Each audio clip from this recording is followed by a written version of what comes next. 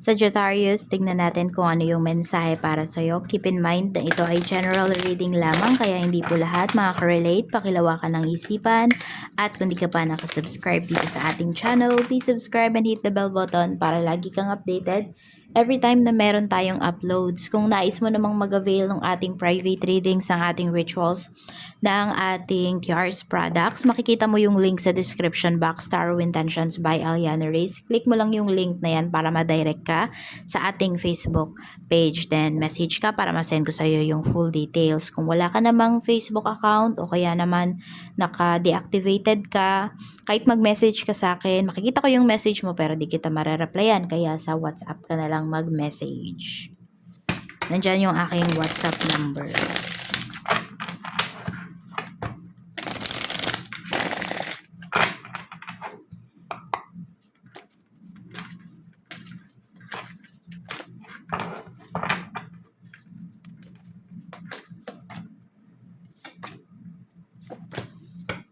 Tingnan natin kung ano yung mensahe para sa'yo. Okay, so we have don't be impulsive, think quietly.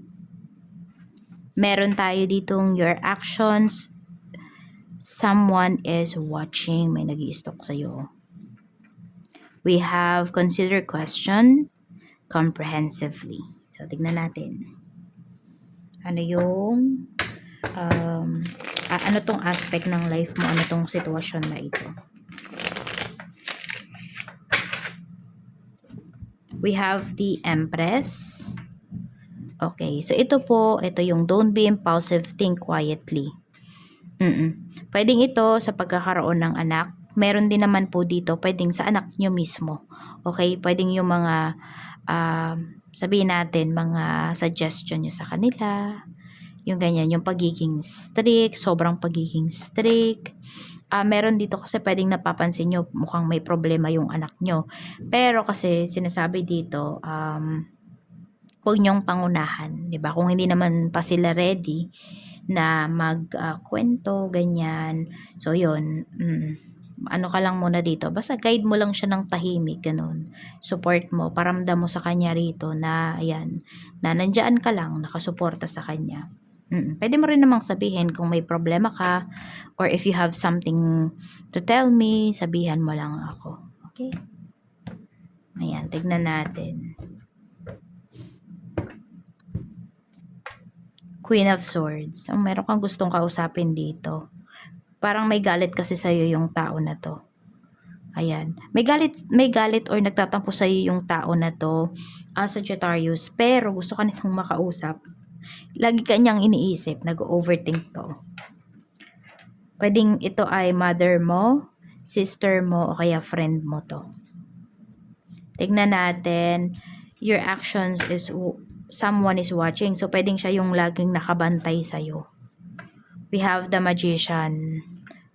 Hindi naman inggit yung nararamdaman ko dito na kaya ka ini-stalk nung tao na to. Gusto lang niyang malaman na safe ka. Gusto lang niyang malaman yung mga nangyayari sa'yo. Pero hindi siya naiinggit, ha? We have Four of Wands. Okay, pwede nga yung nag-i-stalk talaga sa'yo, family member mo ito. Na pwedeng hindi mo na kinakausap. Sagittarius, yan. Basta gusto lang niya ng update sa mga nangyayari sa life mo. Tignan natin, consider question comprehensively. Okay, so ito po. Pwede kung may makausap ka na isang emotional na tao ngayon na hindi niya pinag-iisipan yung mga sasabihin niya. So, okay, pwedeng ang makakausap mo is isang Leo. Ayan o, meron dito, may makakausap ka na sobrang emotional nung tao na yon na hindi niya na nga pinag-iisipan yung kanyang sasabihin. Oo. Tapos siya pa yung ma-offend, may pagka-insensitive. We have, sensitive siya pag about sa kanya. Pero pag about sa ibang tao, insensitive yung tao na to. Tapos may pagka-defensive din siya. Kaya yun lang, ingat ka lang din sa isasagot mo sa tao na yan. Pero kasi dahil nga emotional siya, pwedeng kahit ano yung sabihin mo ay nakaka-offend para sa kanya. Kaya, yun, iwas ka na lang kung kaya mong umiwas dito sa tao na to. At kausapin mo lang siya pag okay na yung kanyang kaisipan, yung kanyang emosyon humupa na. Kamusta naman yung emosyon mo? We have the moon. So, meron kang pagdadalawang isip. May confusion ka na nafe-feel dito ngayon. Check naman natin sa iyong kaisipan. Okay, we have the chariot. So, more on, ang pinapakita kasi dito is movement. Ayan. So, may nagbabalak ba dito na at naiisip nyo nang mag-move ng bahay, lumipat ng bahay, ayan. Para sa ikakatahimik mo, para sa peace of mind mo. Kasi nga, kung merong tao dito sa life mo or sa bahay ninyo, Sagittarius, na hindi mo kinakausap, so parang araw-araw na to-torture ka. Ganon yung nafe-feel mo. We have Page of Cups. Oh, meron din kayong gustong kausapin dito. Ayan, kasi this is Page of Cups. This is communication, this is message. So, pwedeng naiisip mo na rin i-message yung tao na yon. Pero, mas pride pa rin ba yung nangingibabaw? Or, mini-mirror mo lang kasi yung ginagawa niya. So, parang kahit ganito, parang parehas kayo naghihintayan. May nakikita kong ganyan dito. So, kung sino man tong tao na to na nasa isipan mo, gusto ka din niyang i-message, no? Pero gusto ka niyang i-message, pero gusto ka niyang makausap, pero gusto niya ikaw yung unang mag-message. Ikaw naman dito, naghihintay ka na i-message ka nung tao na yon. Pero baka hindi nga mangyari dahil ikaw yung gusto niyang maunang mag-message sa kanya. So, sabihin na lang natin naghihintayan yung energy dito. Kaya, ang nangyayari, mini-mirror mo lang yung ginagawa niya at ganun din siya sa'yo. Tignan natin. Pagdating naman sa spiritual health mo, we have Page of Swords. So, you're not open sa kahit ano ngayon. I mean, kung may mga sinasuggest sa'yo yung ibang tao about sa, ganito yung gawin mo or ito yung tamang paniwalaan mo, naka-curious ka lang pero hindi ka talaga totally open about it. Kasi alam mo yung mga bagay na nag-work para sa'yo, alam mo yung mga bagay na nag-fit, yung mga pinapaniwalaan mo na fit lang talaga sa lifestyle mo, sa nangyayari sa life mo, sa mga pinaniniwalaan mo, sa mga ginagawa mo. Kaya pwedeng ito din, ikaw din yung umiiwas dito sa tao na ito. Baka naman kaya iniiwasan mo yung taong to kasi lagi siyang parang lagi kanyang pinipilit, yung gusto niya dapat yung masunod. May ganyan ba sa life mo, Sagittarius? Kaya parang napapagod ka na, nababurn out ka kapag kasama mo yung tao na to or nahihigop nito yung energy mo. Meron kang psychic vampire dito na na nakakasama sa bahay mismo. Tignan natin sa naman, yung energy ng mga taong makakasalumuha mo ngayon. So, we have Judgment. So, medyo marami-raming mga tao ka na makakasalumuha. Hindi ko masabi na busy yung mga tao na makakasalumuha mo eh. Oo. Pero mga mga magaling mag-observe yung mga tao sa paligid mo. Oo.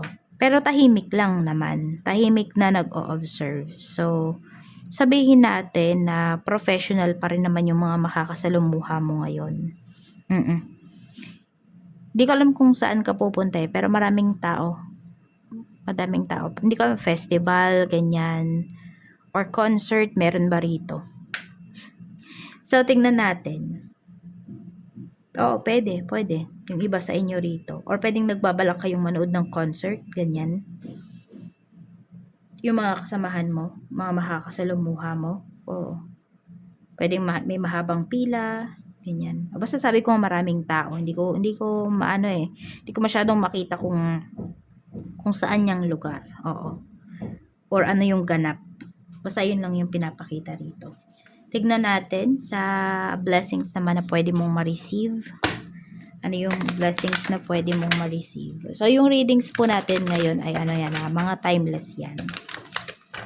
Basta hindi naman ako naglagay ng date. Timeless reading.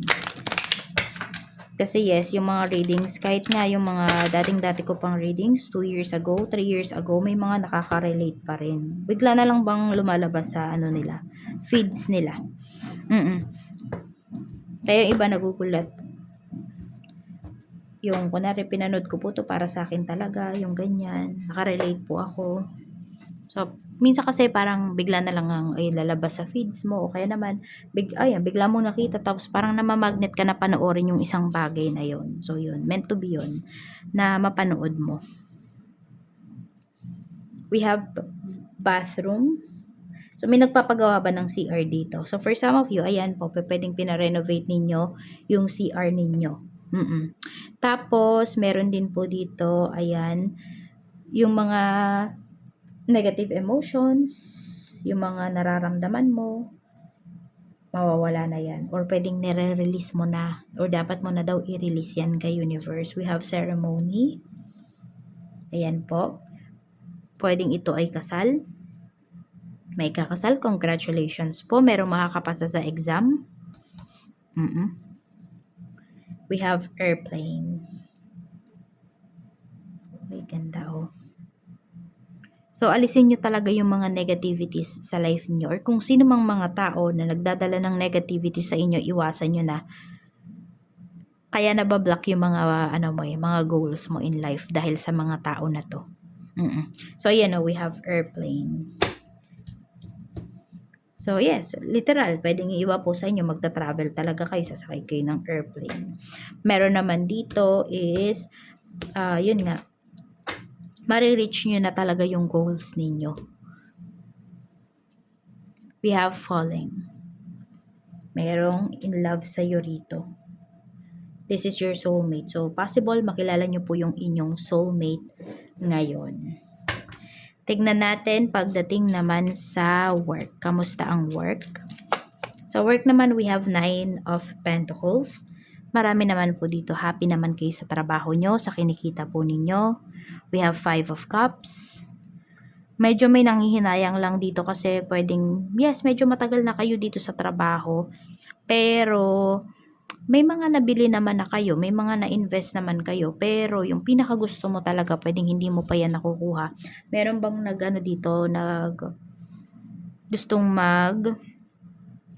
gusto nyong tumaas yung position ninyo. We have strength. Kaya mo naman, kaya lang mahihirapan ka dito kasi pwedeng meron kang kasama sa trabaho na may kapit. Oo. May backer siya. Knight of Swords. Parang kaya kahit ano yung gawin mo na, galing, ipakita mong galing dito sa trabaho, hindi ka talaga napupunta dun sa position na gusto mo. We have the Hanged Man. Ayan. O, the Hanged One. Kahit ang dami mo ng mga sinacrifice dito. Tignan natin. Sige, kung meron kayong lakas ng loob na mag-resign, dapat na ba na mag-resign ka? Maghanap ka ng mas magandang opportunity? Yes. Kung lalo na nafe-feel mo talaga na unfair yung treatment dyan sa trabaho. Oo, sabihin natin maganda nga yung kinikita mo. Pero, hindi mo, basta, hindi ka talaga satisfied. Or siguro, hindi lang naman about sa kaperahan yung gusto mo talaga dyan pagdating sa trabaho, kundi yung ma-appreciate ka talaga or madami ka pang goals na ma-achieve. At hindi nga dyan yun. Hindi mo dyan yun makukuha. Business, we have Ace of Wands, 10 of Swords. May makulit dito na client ngayong araw. King of Pentacles. Pero alam mo, kukulitin ka nito kasi gustong-gusto niya yung products mo, yung services mo. Yun. O kahit ano nga parang sinasabi nito, sige na, kahit magkano po yung ibayad ko, ready ako. Kikita ka dito sa tao na to. Kaya nga lang kasi, ayaw mo din naman kasi, nagdadalawang isip ka kasi ayaw mo makompromiso yung products mo. Sabihin natin, baka hindi nyo talaga kayang ibigay yung gusto ng tao na to. I mean, baka nagmamadali, yung ganyan, meron kayong ibang productions. Kaya, yun, kung nagdadalawang isip ka, kahit kikita ka dyan, wag na. Kasi kung masasacrifice nga, yung quality ng products mo. Knight of Cups. Ito naman, pagdating to sa staff mo. 7 of Pentacles. Okay, maganda naman yung pinapakita rito pagdating sa staff mo. At saka masisinop sa pera. Mapapagkatiwalaan. Meron dito ha, mapagkakatiwalaan mo pagdating sa pera. Pero mag-ingat ka din pala kasi meron dito. Ayan o. Parang mapaghangad dito sa staff mo. I mean, open ka na nga. Yan, libre yung ganito, ganyan. Pero pwedeng nakukupitan ka pa. Kaya mag-iingat ka ha. We have 4 of Swords. Magtatagumpay ka dito sa negosyo mo. Ayan. Madami ka pang mga goals na ma-achieve because of your business. At yun nga, yung iba din sa inyo, kung ngayon meron kayong inunan nyo yung negosyo, tapos tsaka pa lang yung bahay, huwag kang mag-alala kasi dahil dito sa negosyo mo, Sagittarius, magkakaroon ka ng sariling bahay. Tignan natin, pagdating naman po, or pwede nga, baka meron na kayong bahay, o another bahay. Baka ito pa, upahan na. Magbibigay sa inyo ng passive income. Sa kaperahan naman, we have King of Cups, we have Wheel of Fortune. So marami naman po sa inyo, hindi kayo madamot. Lagi kayo nag-share ng blessings, maliit man yan or malaking blessings. Kaya lalo pa kayong bine-bless dito. Yan, we have 8 of Swords. Tsaka alam mo rin kasi mag-delayed gratification. Oo, hindi ka kasi impulsive pagdating sa mga binibili mo. Kaya mo talagang i-handle ng matagal yung pera mo. Kaya yung iba sa inyo, okay din kung mag-i-invest kayo. Mga investments, yung mga long-term investments, okay na okay yun para sa inyo. Kasi nga, hindi kayo nagmamadali pagdating sa pera. I mean, yung magastos ka agad yung pera ninyo, ganyan. Sa love life naman po, kamusta? Kuhanin natin yung energy. We have Page of Wands. Meron ba dito, either malaki yung age gap ninyo ng person mo, either ikaw yung mas matanda or siya?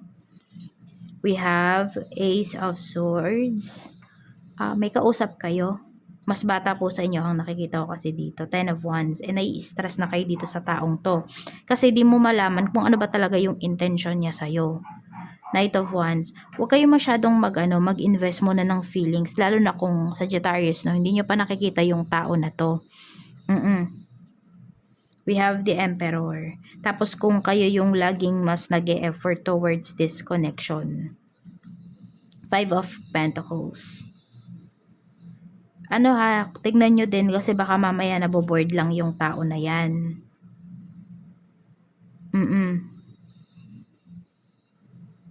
At sige, tignan natin ano yung nafe-feel niya sa'yo. Oh, we have 3 of Swords. Mukhang meron din talaga tong iba pang nagugustuhan bukod sa'yo. Meron pa tong ibang, sabihin natin, ine-entertain bukod sa'yo. Or sabihin natin, nililigawan, kinakausap. Kaya wag mo na kayo masyadong mag-invest towards dito sa tao na to. Kahit sabihin natin once or twice nagkita na kayo, pero hindi mo pa rin talaga siya lubos nakakilala. Hindi nga niya pinapakilala sa iyo yung family niya, yung mga friends niya. Yun. Kaya mag-iingat ka. Kumbaga ba, maging matalino kayo rito. Wag puro puso ang gagamitin.